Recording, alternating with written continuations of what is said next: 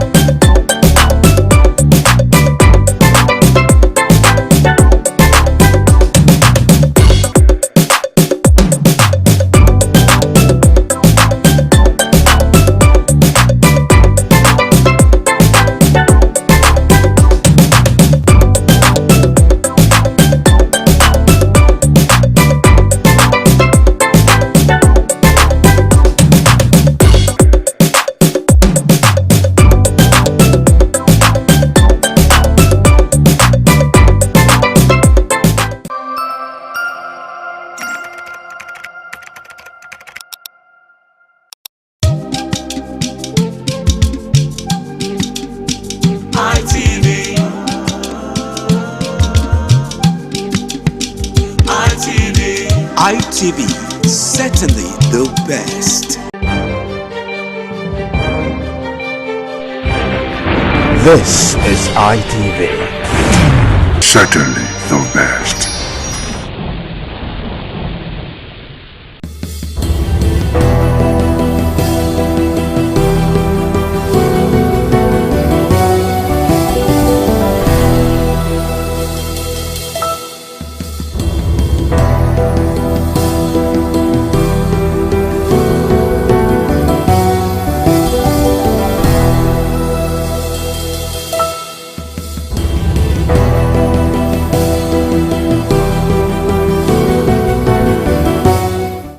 Hello viewers, welcome to Viewpoint on ITV. I am Caroline Okonji.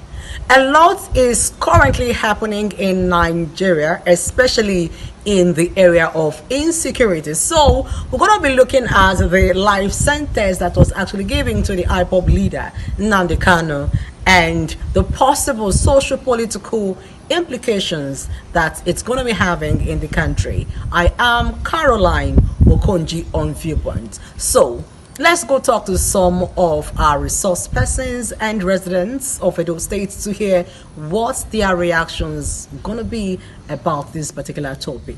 I am Caroline once again on Viewpoint. I'm not surprised that I was given a life sentence. In fact, I would say that it's even lucky. Because at a point during the trial, he disposed of his team of lawyers. He said he wanted to defend himself. You are not a lawyer, you are standing trial, a trial that the punishment is either life imprisonment or death. So I would say that it's even lucky. At the end of the day, the judge opted to give him life imprisonment in spite of all the provocations, insulting the judges, insulting the lawyers and all that. I think the punishment was even fair on him. You understand? That's the way I look at it. Then if we are talking about the political implication, of course, one would have expected that the president, being that they've actually, at times, they try to talk peace with Boko Haram terrorists, they try to make peace with bandits that are busy ravaging the northern part of the country. One would have expected that he should have also been given an olive leaf to ensure that there will be peace in the east. Because whether you like it or not, he has thousands or millions of sympathizers that are in the east, especially in the east. Even around the world, you also have some people that are actually very sympathetic to whatever is agitating for, whether rightly or wrongly. So I would have expected the president to leverage on that issue by granting him that amnesty, just like the way they did to Igboho and Co. Because of course, at a point, those ones were also agitating in the western part of the country. He was able to give them, he was able to settle with them, just as we also had with men in the southern side of the south of the country. We also, Yaradua then, when he was alive, was able to grant them amnesty to ensure that there was peace there. Nobody was disturbing the pipelines and everything was going very fine. So I would have expected that this administration would have tried to leverage on that in order to create that enough peace in the east. Because as we are still talking, the sit-at-home order that they are giving is still very relevant, is still being enforced in some states in the east, like especially in Owerri, Imo State. They still observe it. In some other states, they also observe it. So people, even when you want to travel to the east now, you become very apprehensive because you know that you don't know what will happen because of that sit-at-home order and all that. So I felt that the federal government should have leveraged on that. But for him to have said he wanted to defend himself, we as lawyers, immediately he made that decision, we knew that there was nothing that was going to save him. Because no matter how you feel that you know the law, you cannot know the law like a lawyer. The lawyers would have been able to look at his the case that was presented by the prosecution and be able to raise a very good, robust defense, raise enough maybe probably discrepancies and loopholes in the prosecution's defense that would have warranted him being maybe being discharged and acquitted of this offence. But he opted to say he wanted to defend himself, that he never needed lawyers again, and this is where we are. Since the trial started, even when he has been convicted now, we have actually not seen an upsurge in the security situation in the east. So it seems as if people have also accepted that he has been convicted and nobody's saying anything. For now, I don't know. It's possible they might have plans to say they want to come out to the street, or to have plans to start demonstrating, or maybe attacking government and government institutions and all that. Nobody knows. But for the now, it has actually not affected anything. It has not increased the insecurity in those regions more than where it was before. It has not at all. I want to say that the sentence given to Mazin Abdikano, the judgment itself and the sentence that followed from the judgment, they were very fair to him, very fair. Ordinarily, the law provides for death sentence for such an offense. So, but the judge, in his wisdom, decided to give him life imprisonment, which is still a subject of controversy in the legal sphere. Now, the question should be: did the judgment flow from the facts evidence before court? And the answer that will follow is yes. When a prosecution closes its case, they've led evidence as to how they allude or claim that a person committed an offense. It is the duty of that person to allow himself, by way of calling witnesses, to debunk what the prosecution has said. But what the defendant, Nnamdi Kanu, did was to choose, rather than defend himself, he chose to attack the court, was questioning the court at every point, challenging the court's authority over him. That's not how a trial proceeds, and the judge had no choice at that point but to bring his defense to an end, since obviously by that his action, he's saying that he doesn't have a defense. So the court in his wisdom brought his defense to an end and went ahead to move the matter straight for judgment, since there was really nothing to defend anymore. And when he was also asked to make a written address, rather than make written address, he brought a motion upon which he attached an address. It is that address the court now took as his further address in the matter. So the judgment itself, to me, is sound. Now, coming to the circumstances of security challenge in this country, whether that judgment will aggravate security challenge in this country, I will tell you, security situation in this country is already bad.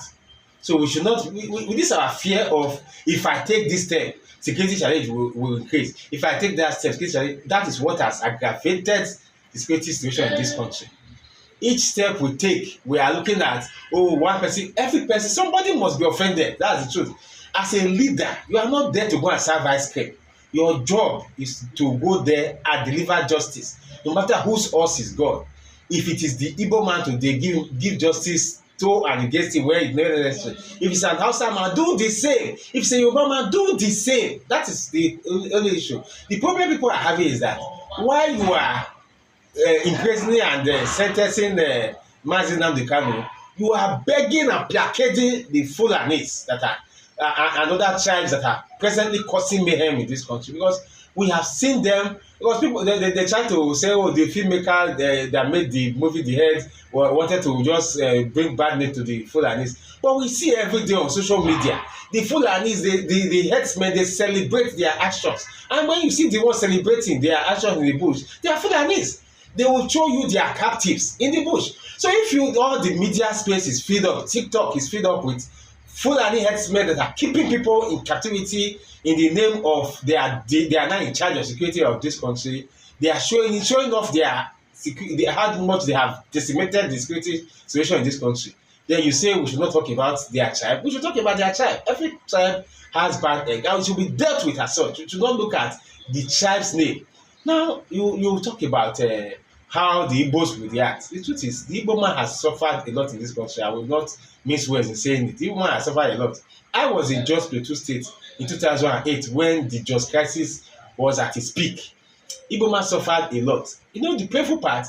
When you now go to the police station and the court, where you expect to see a large number of persons that were arrested, You will see them today that over 300 person are in custody. Come next week, nobody is there. No trial takes place. It's as if we treat this security situation as if it's just two fighting. Two people fought yesterday. We just say, don't do it again. We pat them at the back and go home. People die. Somebody has died. It's not a case of two people fought. It's now a serious offense that must be dealt with all the importance attached to it. In America, one person went and killed somebody in front of the White House there.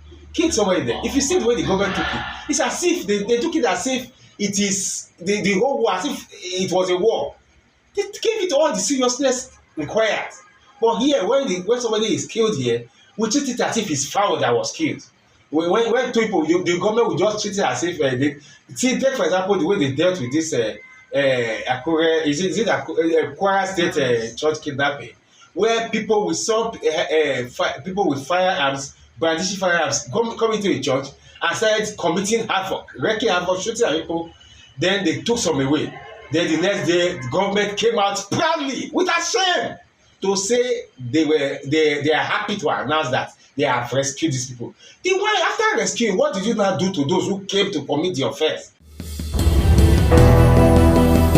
In my opinion, it's very, very unfortunate that the Nigerian society has degenerated to this extent that we find ourselves judicially and politically.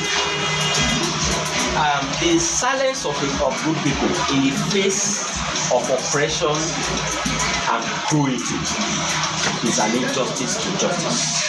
I will not fail to lend my voice against the political conviction, because the offense or the crime committed by Mazi Nnamdi Kanu does not warrant life imprisonment, because though his actions cannot be in any way justifiable, but when there is an incitement of public, there is a provision for it. And when you talk about treason, there must be an evidence that the persons who is being charged for treason has in any way connived or collaborated or conspired with other persons in quest to usurp the powers of the state. But in the case of Nnamdi Kanu, he only made verbal statements. There was no evidence that he bear arms. There was no evidence that he waged war against the Nigerian state, and there was no evidence that he killed anybody.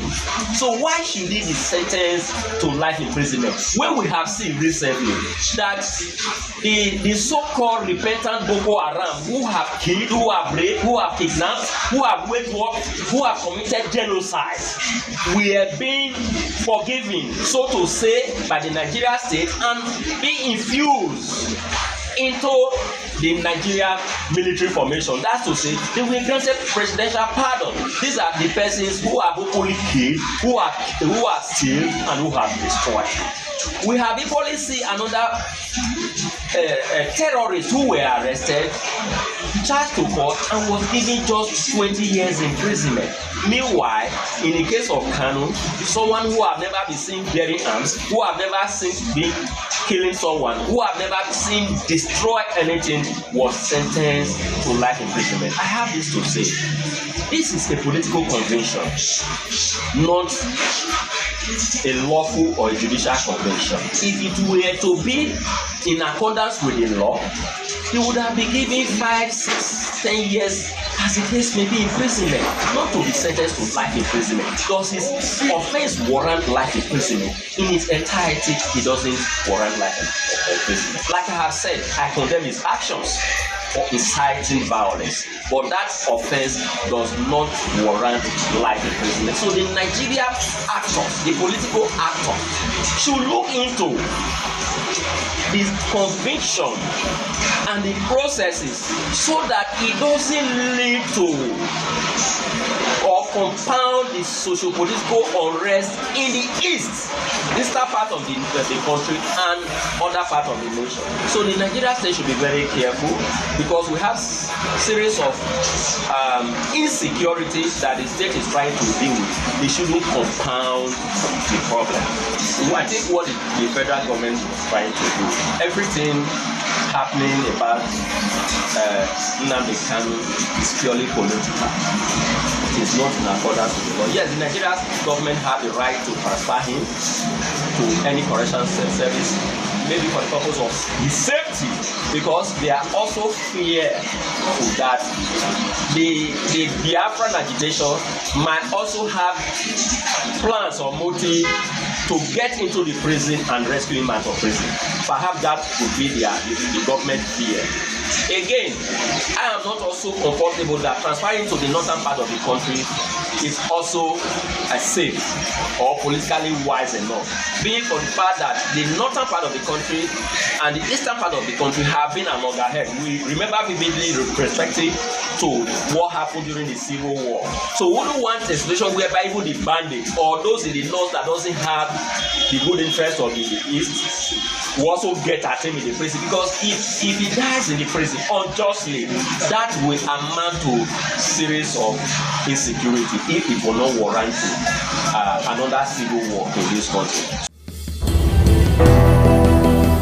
Treason or levying war against the state could likely take death or life imprisonment.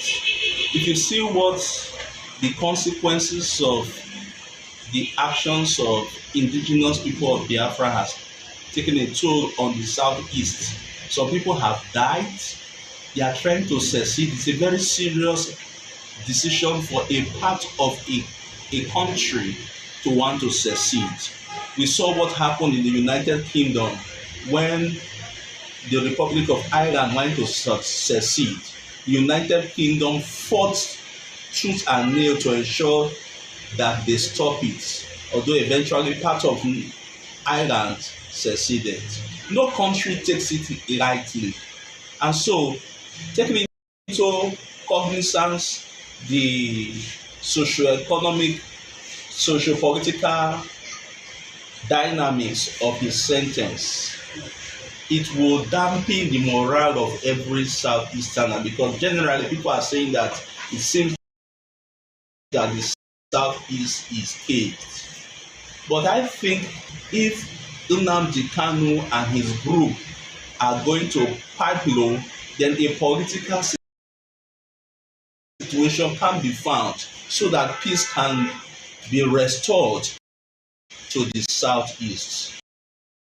There's a political aspect to it. The thing is that is Nnamdi Kanu ready to back down from his agitation? Like I said, no nation takes it lightly when you want to break up the nation. Because if you look at all our constitutional conference, one aspect that has always been non-negotiable is the territorial integrity and the unity of this country. You don't negotiate it. And so we have fought a war before, and nobody wants a war.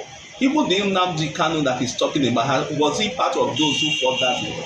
Most of the people who are talking about the levying war against the state were not part of the war fought in the 60s. And I think that the East should reconsider warming up to the Federation and other regions, stretch their hands across the Niger and shake the Southeasterners and restore them back into the nation as friends, brothers, and co-partners in the building of Nigeria.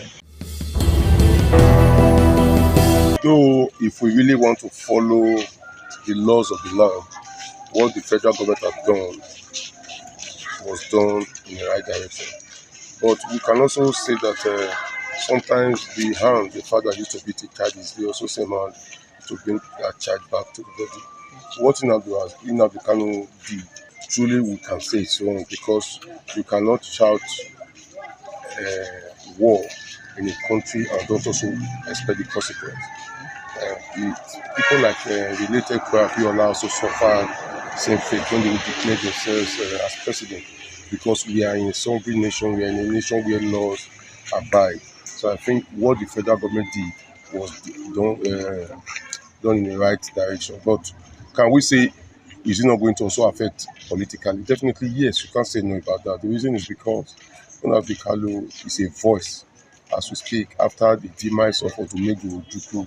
Nnamdi Kanu became the voice that the Igbo people believe in. 60% of them believe in the cause of Nnamdi Kanu. So it's also going to disturb the political calculation from that angle. And taking him to the area where, to me, it's not also safe for the very just now, was also something done in the bad faith. But what will be excuse is that if they put him in Kuje prisons, it's going to be a sort of mecca where people come to visit him. That goes to tell you the type of person that has been arrested. For you to know that if you keep him here, that place is going to be a beehive of activities. It goes to show that person. So I think we will also come to the table of the president to beg, to have leniency, to beg, to say what he has done before can be seen, can be forgiven. Because we are in a country where people slaughter, people kidnap, people kill people, show their guns, and nothing is done to those people. The same government that has given out the Kalu this fate will also say those people, we see those people and also negotiate with them, giving them mouth-watering excuses to make sure that what was done to these other people is done in bad faith. So to me, we must be transparent to ourselves. Nigeria does not live in a better tripod. We live in a place where some people carry AK-47s and they are negotiated with, and somebody else is seen with a knockout or a pistol, and the person is charged for illegal possession of firearms. So it's a country where the laws are for some people and the law is for some people. So to me, the federal government should see how best Nnamdi Kanu issue should be nip on the bud, not to cause another worse off crisis in that eastern region. First and foremost, commend the judge for taking such a stand in such a very, very sensitive case. We all know that the case of Mazi Nnamdi Kanu have lingered for this long. I think he was first arrested in 2015 and on and on and on. And the judgment came just a week or so ago. Be that as it may, I think I wouldn't want to belabor myself with the issue of cessationist agitation for states their own right of self determination, which of course is a rule of customary international law, and it is also enshrined in the International Covenant for Civil and Political Rights of 1966. I think Article 1, Sub 3, that they have a right of self-determination. But there are laid down rules and procedure for that. I think the major charge against him was that related to terrorism on a 7-count charge. And we are looking at the Terrorism Prevention and Prohibition Act of 2022. Somehow, there are laid down penalties for the offense of terrorism, which of course I would say the judge was fair enough to follow such provisions of that law. Even though Nnamdi Kanu was not actually charged under that Terrorism Act of 2022. But however, that would be another case for the appellate court to look into. Then, looking at the socio-political aspect, for now, it seems to be calm, but I am sure that by the time they go on appeal and the case begins to go otherwise, there's going to be a kind of uprising, especially in the southeastern part of Nigeria. And that may not augur well so much for the security aspect of our nation, especially now that we are grappling with the issue of Nigeria being a country of a particular concern by stating from the American president point of view. Of course, I will say here and now that there are so many windows still open for Mazi Nnamdi Kanu and for peace to also reign in the southeast. For example, I think there's a rumor making around that leaders, political thoughts, leaders from the southeastern part are trying to lobby the presidency if it can be granted pardon. I think if anybody is trying to question the position of the judge, why will he take such a stern position of life imprisonment? I will say that according to a very good jurisprudential school of thought, he said law can be defined as what the court says it is. So I believe the judge also follow that line of wanting to look at the law of terrorism and see that Nnamdi Kanu is given just what he deserves. I want to say here, as one who is abreast with the law to some extent by the grace of God, from the day he decided to defend himself, that he doesn't need the services of his lawyers, I think that was a very great error on his part, because the lawyers, they have the law at their breast and they have a way of also using persuasive arguments to sway the courts. And I hope that he will learn from this so that during appeal, he will allow his lawyer to take over the case.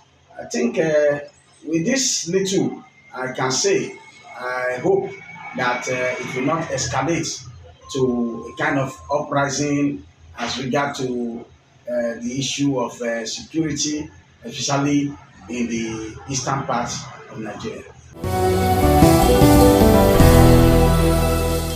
Having heard all that has been said from our respondents about the judgment that was actually given to the IPOB leader, some are of the opinion that it was a well-deserved judgment, while some are saying that the judgment should have been treated with human face and that he deserved to be pardoned. It's Viewpoints on ITV. I am Caroline Okonji, and bye for now.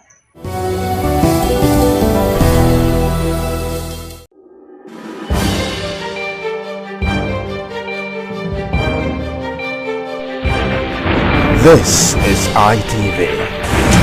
Certainly the best.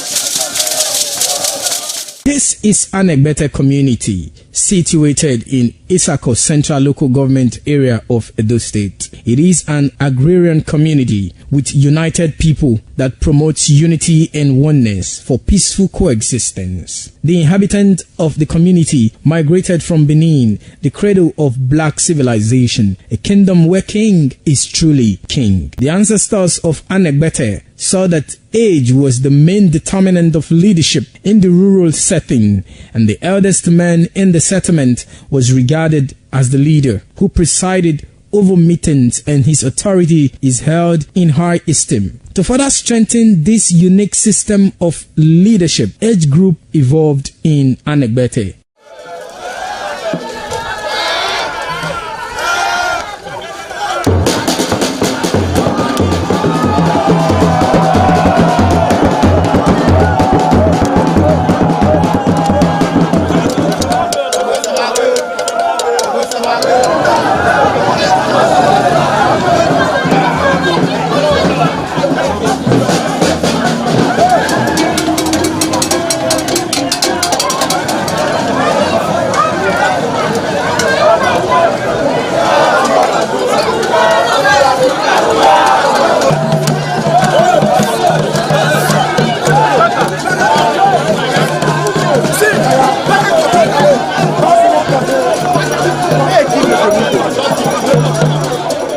In Anegbete, age group is categorized into two, that is, the common and the noble. Anegbete is rich in cultural heritage, as the community at noon saw the commitment of the festival with the first set rolled out in beauty colors to showcase their might and strength, indicating their feet and ready for the responsibilities behold on them. The streets in the community with a feed up of young men and women adorned with the festival. Later, the royal family takes the stage as their children fight out royally and work in the community to showcase their might and fitness.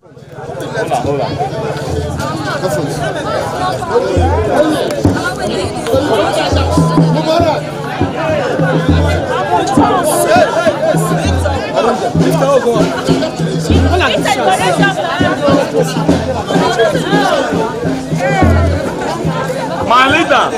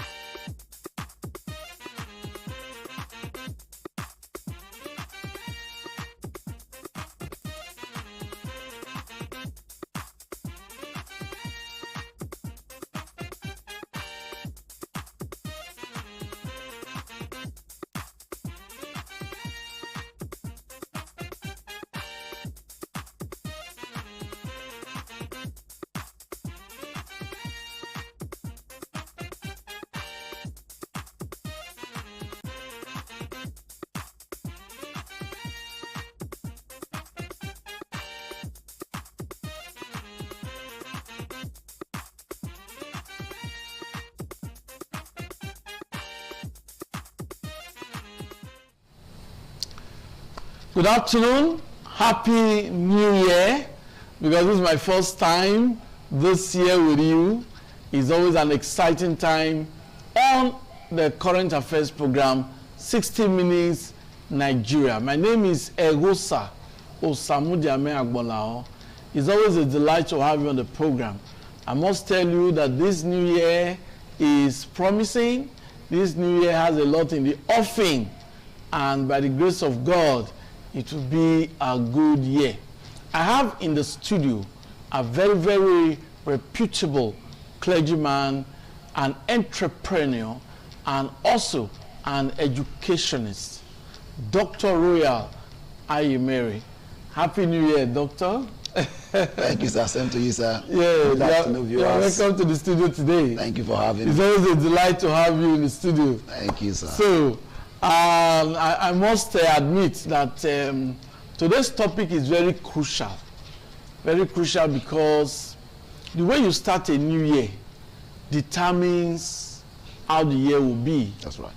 And I must tell you that only yesterday, that's on Wednesday, doctors, NMA precisely, took to the streets to protest against kidnapping of a medical doctor, kidnapping of Nigerians and of course making the work environment very unsafe for them. They've given ultimatum, and it's very disturbing that crime seems to be on the increase, even in Edo State.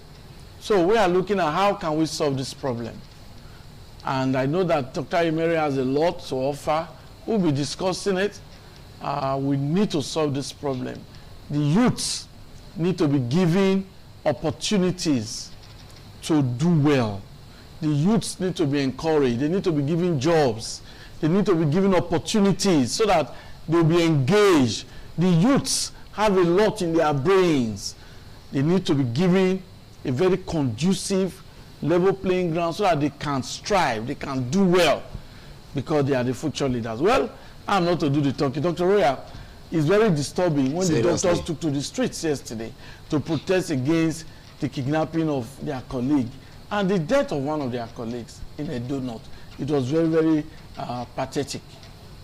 Yes, it's so sad that we have found ourselves in such a precarious situation as a nation and as a state, because you know, when we started talking here, people feel that, oh, these people are jobless. People, they don't know what they are saying. And you see, it has gotten to a level where everybody is bothered now. Yes. Because even the high and the mighty, nobody is safe. Okay. I know for sure that these hoodlums and these agents of darkness, if they have their way, they'll be hijacking plane at in the sky. But because maybe they don't have technology for that yet, you could see that the escalation of these barbaric acts is alarming.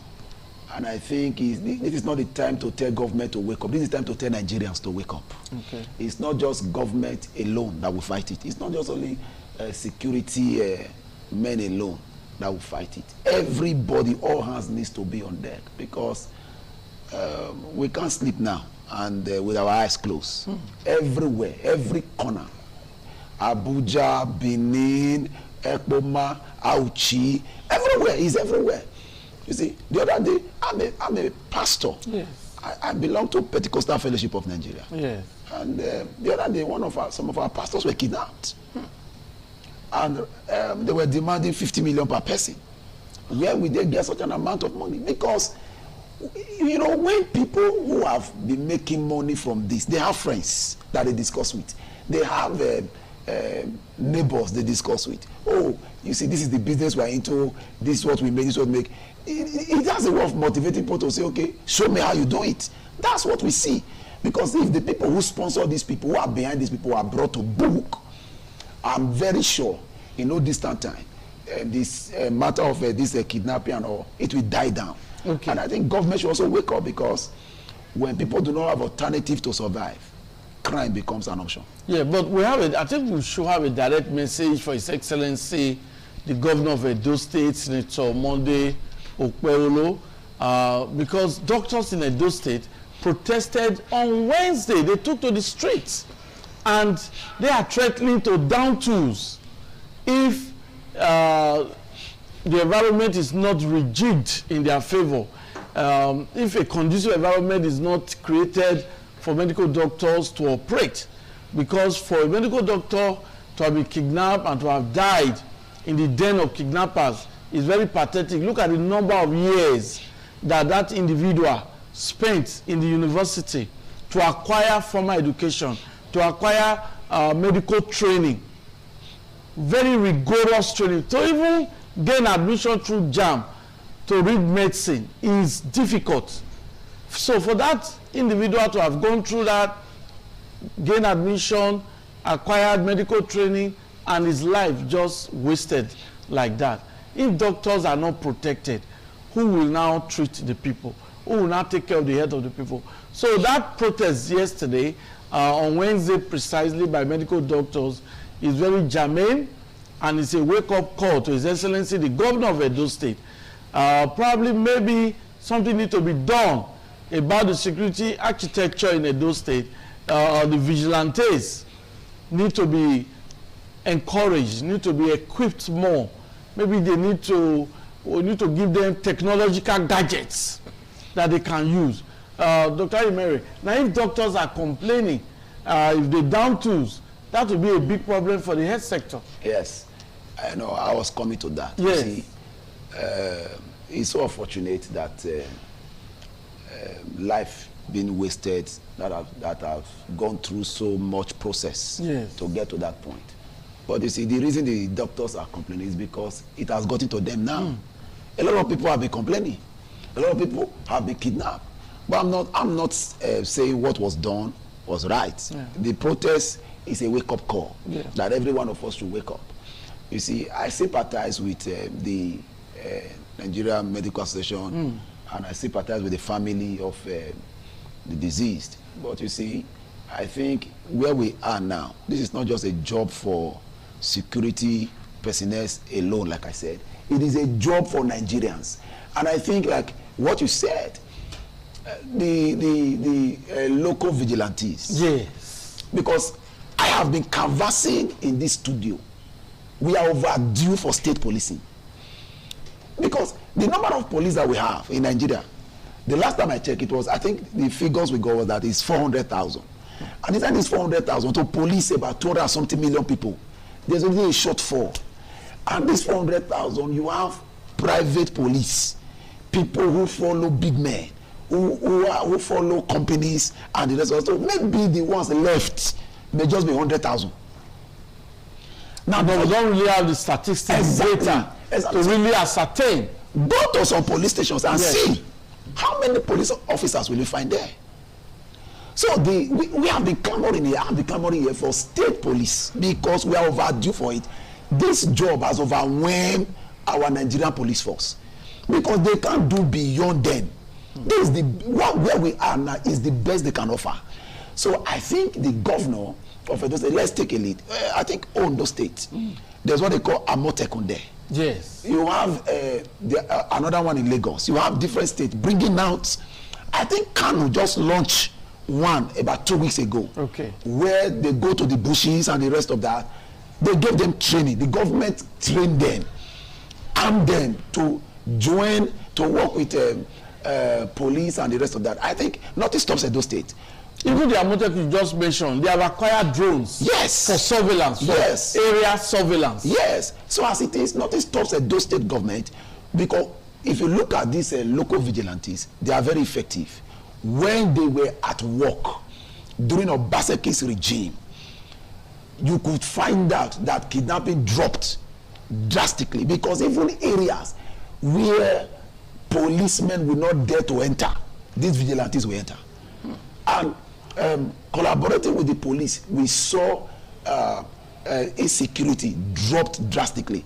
I think it's that time the government look into that direction, bring these people up. And if it's to give them, if it's 1 month or 2 months training, quick training, let them be trained and let's deploy people. As a matter of fact, for me now, I think it should be any Nigerian that is 20 or 25 should be given security training so that at least let's know, let's be sensitive to our environment and let's work with the security operatives and let's get our environment secured. Okay, we'll just take a break now, and when we return, we'll talk more about this very, very disturbing scenario in Edo State, in Nigeria, talking about the insecurity that has crippled socio-economic activities. Dr. Roya just mentioned the previous administration, the vigilantes then, we saw what they did. In this administration, we want to see an improvement on the previous administration. We shouldn't go back. We shouldn't decline. Rather, Edo State should move forward. We know that Governor Okpebholo really has the interests of the people at heart. The way he has made comments, the way he has spoken, but we want to see action. The people are not happy about the security situation in Edo State. So, Governor Okpebholo, the people are appealing to you. You need to do more in terms of security of Edo State. We'll talk more after this break.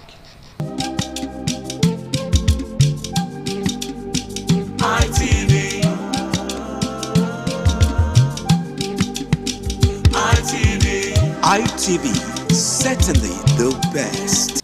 Okay, it's a delight to have you back. It's a 60 Minutes Nigeria, the very, very our wonderful program where we dissect national issues. So once again, Happy New Year to you.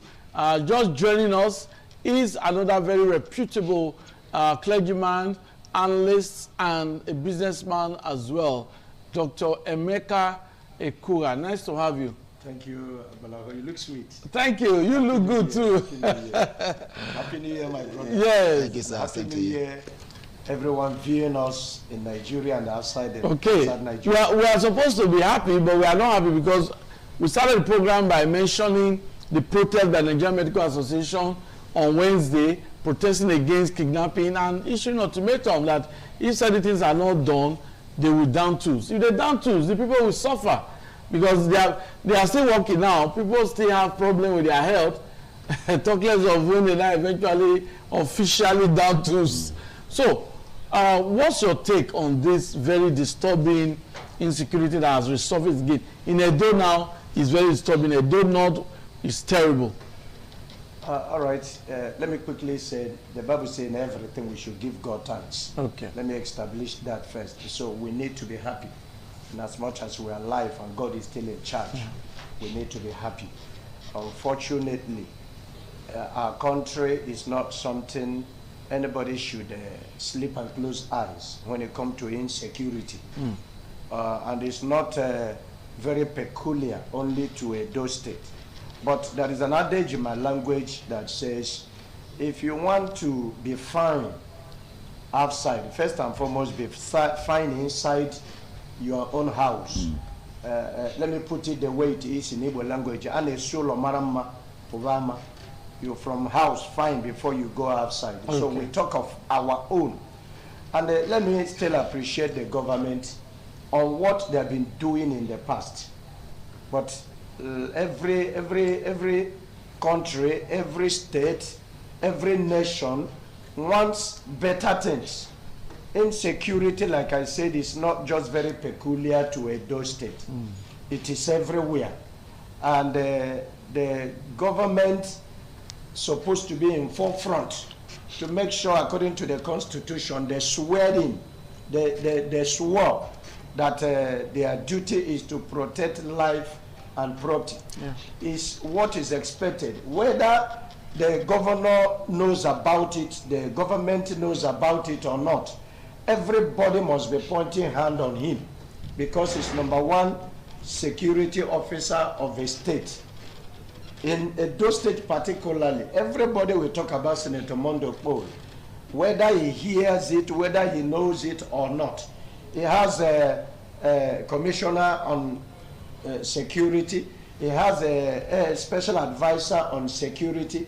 Then he has other supportive security agents in the state. The Nigerian Army is there, the Nigerian Police is there, the Nigerian Navy is there. You also go down, you talk about the vigilantes, you talk about the Civil Defense Corps.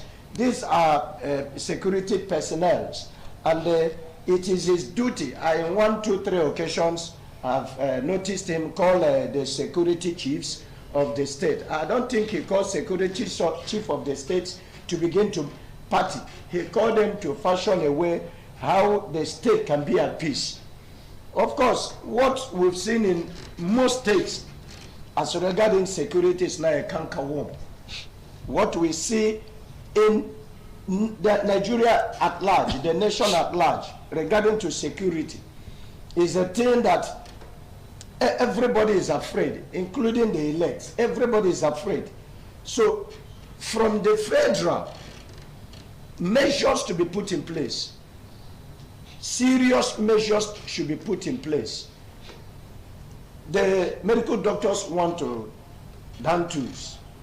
They have given 78 hours to the state governor as regard to insecurity and what befalls one of their colleagues, a very young boy of that matter, who have just come to start life. The question is, has the government been able to find out what killed the young man? Which set of people killed the young man? Why the blame goes to the governor is because a situation of this nature, he should be able to ravage what exactly happened. with intelligent reports. When things like this are happening, he will not just give a marching order. He should be able to call the security chiefs, and they should find that they should ravel out what exactly happened, which people carry out this very act, this very demonic and satanic act. And the chief security personnel following together or coming up together should be able to use the intelligent reports to say that it was exactly these henchmen that are going out, the evil henchmen, because not all the cattle rearers are wicked or killers, but these particular people that are always been taking blood, killing those they can, taking life they cannot give, they should be able to find out from them. Let me bring in an idea. I remembered a case of, is it Enugu State or Ebonyi State, something like that. The governor rolled out drones. The purpose of this was because of insecurity. Yeah, drones. Drones. And this is the most of the purpose of security votes. Yeah, that was Enugu State. Yes, Enugu State. Yes. Now, if other states, other governors has this insecurity as a serious threat to their state, they should go extra mile. They should go extra mile. The federal government, the administration of President Bola Ahmed Tinubu should be able to say that a governor in a state do this. I give the governor in other states a matching order. How did he raise the money to do that? Raise the money in the same formula, because even the tax people pay in every state in this nation is enough to tackle this evil beasts called insecurity in the nation. Now, in those states in particular, if the medical doctors down tools, people will die more. People will die more. People are dying with one particular sickness or the other when they are at work. How much more when they are not there? And what is their anger? Their colleague was killed. I want to see in the den of kidnappers. In the den of kidnappers. And there is no security intelligence to find out where these people is to rescue them, or where the other person is. Not him only. We're only talking about the one we just had, and because the medical personnel are taking action. What about the ones you didn't hear? That's what I said. Yeah. What about the ones you didn't hear? Yes. And who is talking about it? The common men in the communities are even afraid to come out because they don't know who is watching and who is hearing and who is giving information. There are informants everywhere as regard to this insecurity. I must tell you the truth. Most cases, it is the boys in the community. And if you still look downward, you find out that when there is no job for these young boys, what do you expect? Government should also make every possible available channel to create more job opportunities. I heard from a side here that even the vigilante are not being paid. We'll talk about that, but that will be. We need to. Yeah, we'll talk about that. That will be after this break. But let me just quickly highlight an important fact that Dr. Emeka Ekuga just brought to the fore, and that is Enugu State model. The acquisition, Enugu State government purchased drones. These drones is for surveillance. I think Edo State can also do that, where they will have a monitoring room. Most of our leaders, most public office holders, they travel abroad. Now, when you are in the UK and there's an emergency, there's a number you will dial. Once you dial that number, there will be emergency responders. Government have officials who will respond to your call. You tell them the problem, they tell those who are to rush there to rush to your place. Why can't we have that in Edo State? Why can't we have a monitoring room? Why can't we have drones? Drones that will be doing area surveillance? Mm-hmm. Why those in the monitoring room will be downloading the videos, the photos, the information. This is important. We're in a digital world. We don't have surveillance cameras at strategic locations, even in Benin City. Only yesterday, there was a news where the Akoko Edo chairman visited victims in the hospitals, different hospitals, where victims, a kidnap attempt that was foiled. We commend the Edo State Security Network for that wonderful job in Akoko Edo. They foiled it, but so many people were injured. If they have equipment, if they have digital surveillance equipment, it will help. We'll talk more after this break.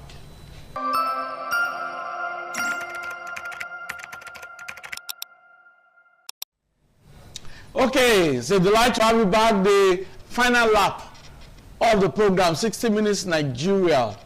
We are really delighted that you are there enjoying your 60 minutes with us. This country actually deserves collective effort to reposition it. But we cannot shy away from the fact that the day a governor is sworn in, he has taken an oath of allegiance. He has pledged to protect lives and property. In Edo State, it is very disturbing what is happening now. We know that Governor Monday Okpewolo has publicly assured the Edo people of better welfare, of improvement in living standard. That's the reason he's doing a flyover at Ikpoba Hill. He's doing another flyover at Adesowa Junction. This is a governor that has promised the people improvement in welfare. But Mr. Governor, the people cannot enjoy welfare when there's insecurity. It means that a lot need to be done to rejig the security architecture. My guest, Dr. Roya, talked about the need for state police. I know that he's our both state governor, but this issue of vigilantes is just a way out. Vigilantes should be paid. We've seen what happened to EXMA by the previous administration. EXMA is just like, each official in EXMA is like a civil servant. He earns salary. Vigilantes should be paid. They should be encouraged. They should not be made to be depending on one of Kaigele or one community Noge to survive. No. The state government must have a structure, salaries for vigilantes, so that they'll be accountable. He who pays the piper dictates the tune. Dr. Roya, I believe that this issue of salary for vigilantes is a must. It's long overdue. Okay. Because you can't expect people, sir, yes, who are with arms to be on the streets. Our weather is so hot. They'll be under the sun from morning to evening, and they are with arms, and they are not paid. An angry man, for God's sake, a hungry man, for God's sake, is an angry man. And he's with arms. He's hungry. No payment from any quarter. It's just for him to arrange with one or two. What we are saying now, it could also be a factor to what it needs to where we are. The problem in this nation, see, sir, is beyond talking on paper. Because we see federal government coming out, inflation rate has dropped, GDP has grown, this and that. This is paper talk. Reality on ground shows, sir, yes, the taxes Nigerians are paying is going up. Salary earners' wages is very low. Look at the reality on ground. People are angry. People are hungry. No job. To get a job is being kidnapped and shot dead. Then, what do you expect? The average Nigerian is like he has given up for this country. Is that the reason for Jakpa? This traveling out of Nigeria?